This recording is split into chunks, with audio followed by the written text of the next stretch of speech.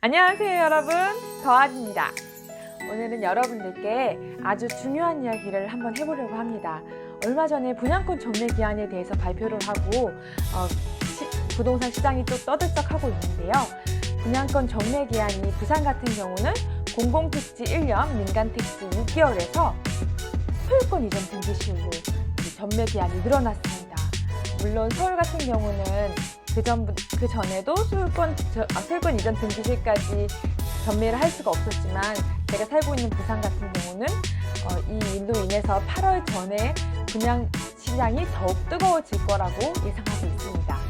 자, 그런데 이 분양권 전매 제한 기간을 예외할 수 있는 7가지 사유가 있다고 합니다. 오늘은 그 7가지에 대해서 말씀을 드릴게요.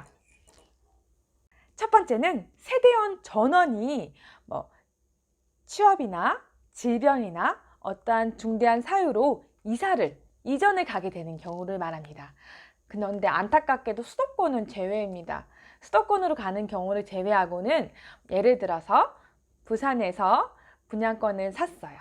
그런데 우리 집 가족 모두가 대전이나 대구로 이사를 가게 됐어요.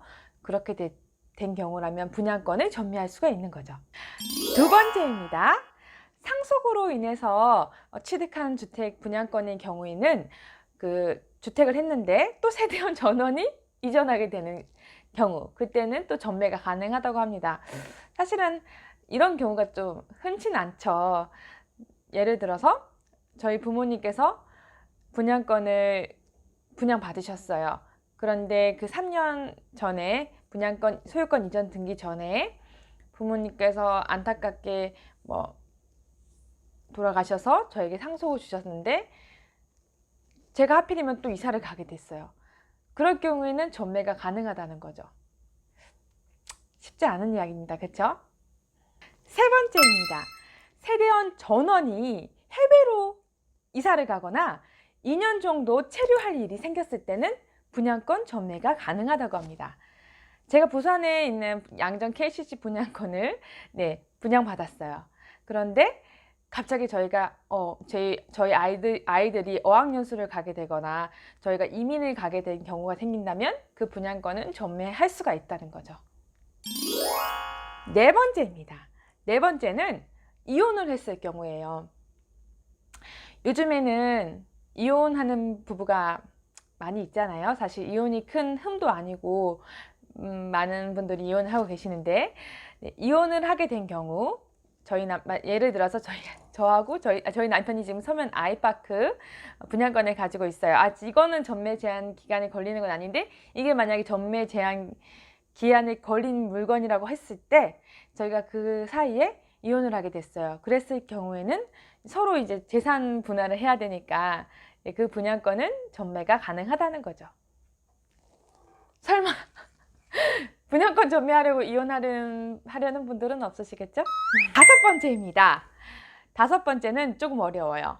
공익사업을 위한 토지 등의 주택 및 취득을 위한 공익법 제78조 1항에 따라서 공익사업을 위해서 제 주택을 나라에 기부하고, 그리고 그 공익사업 주체에서 이주대책용 주택을 제가 받은 경우, 제가 그 이주대책용 주택으로 가야 되는 경우 제 분양권은 전매가 가능하다고 합니다. 너무 어렵습니다. 저도 이걸 몇 번이나 읽어본지 몰라요. 일단 법률이 관한 얘기인데요. 공익사업법에 관한 법률이고요. 쉽게 말해서 나라가 어떤 공익사업을 위해서 어떤 걸 만들려고 할 때 제 주택이 필요했을 때 제 주택을 나라에 줬어요. 그래서 그 사업을 시행하는 사업 주체가 제 주택을 줬으니까 제가 갈 곳이 없잖아요. 그러면 그쪽에서 이주 대책을 마련해 줘야 되잖아요. 그 주택을 저에게 또 준 거예요. 그럼 이제 그 주택을 또 그쪽으로 이사를 가야 되잖아요.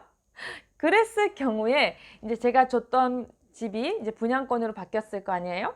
그 분양권은 전매가 가능하다고 하는 겁니다. 너무 어려워요. 네, 넘어갈게요. 여섯 번째입니다. 국가 지방자치단체 금융기관에 대한 채무를 제가 이행하지 못했을 때 제가 가지고 있는 재산에 압류가 들어오고 이 재산들이 경매나 공매로 넘어갈 수 있잖아요. 그 재산 중에 제가 그 분양권을 가지고 있었던 거예요. 그 분양권이 경매나 공매로 나왔을 때, 그때는 이게 전매가 가능하다는 거죠. 당연한 얘기겠죠.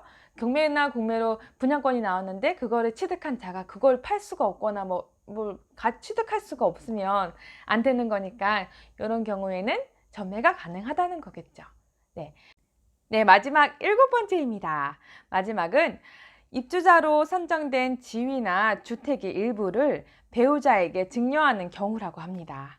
네, 이건 사실 전매라기보다는 단독 소유였던 물건을 공동 소유로 변경하는 경우죠. 요즘에 세금을 줄이기 위해서 본인 소유의 아파트를 공동 명의로 많이 하기도 하고, 또 배우자가 어떠한 실수나 잘못을 했을 때 공동 명의로 하기도 하죠. 사실 이건 제 얘기인데요. 얼마 전에 제 남편도 잘못한 부분이 있어서 서면 아이파크가 지금 이제 10월에 입주를 하는데 그게 제 남편 이름으로 되어 있어요. 그런데 남편이 저에게 잘못한 게 있어서 일단 공동 명의로 해주기로 했습니다. 네, 우리 여성분들, 남성분들 서로 부부 사이에 서로 잘못하지 말고 잘못한 게 있으면 그런 식으로 보상해 주는 것도 좋은 방법이라고 생각합니다. 네, 오늘 이렇게 전매 제한을 예외시킬 수 있는 7가지 방법에 대해서 알아봤는데요. 어렵죠? 어렵고 또 사실 쉽게 이룰 수 없는 그런 상황들이 많이 있습니다. 나라가 멍청하지 않기 때문에 어떤 법을 만들 때 빠져나가지 못하도록 이런 그물망을 잘 쳐놓은 것 같아요. 하지만 여러분들 중에 이런 사유가 있는 분들은 전매가 가능하니까 해야 할 분들은 전매를 할 수 있도록 하셨으면 좋겠습니다. 오늘은 이렇게 짧게 지금 전매 제한 변경에 대한 큰 이슈가 있기 때문에 전매 제한을 예외할 수 있는 7가지에 대해서 알아봤습니다.